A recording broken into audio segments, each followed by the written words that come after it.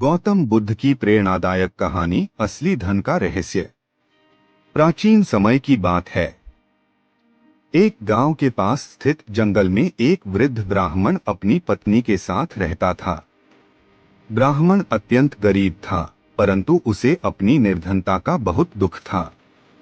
वह सोचता, अगर मेरे पास धन होता तो मेरा जीवन कितना सुखमय होता।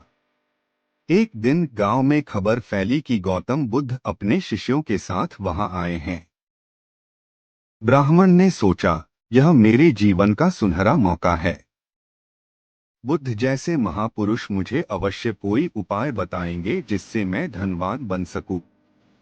ब्राह्मण अपने कुटिया से निकलकर बुद्ध के पास पहुंचा। उसने बुद्ध को प्रणाम किया और कहा, हे महान विभूति, मैं अत्यंत निर्धन हूँ।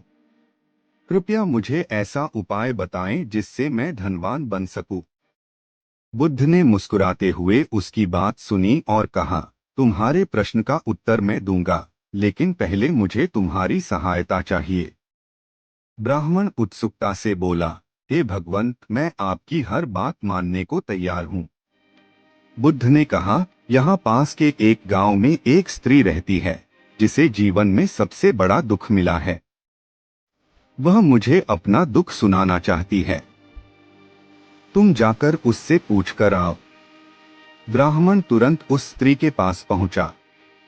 स्त्री ने रोते हुए कहा, मेरे इकलौते पुत्र का देहांत हो गया, अब मेरे पास जीने का कोई सहारा नहीं है। ब्राह्मण स्त्री का दुख सुनकर बुद्ध के पास लौटा और सब कुछ बताया।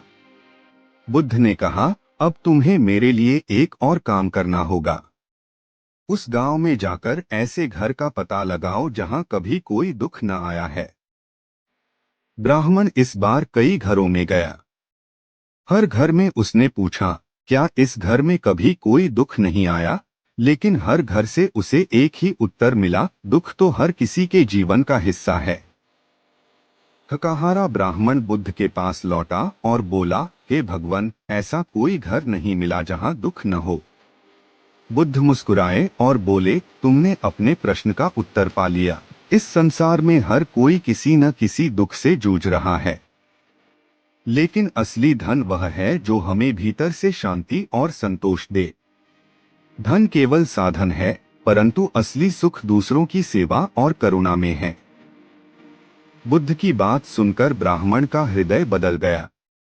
उसने अपनी निर्धनता को अपने ज्ञान और अनुभव का खजाना मान लिया और दूसरों की मदद करने में जुट गया।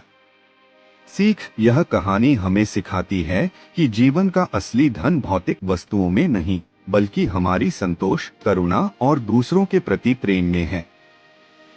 सच्चा सुख दूसरों की मदद करने और उनके साथ जुड़े रहने में है।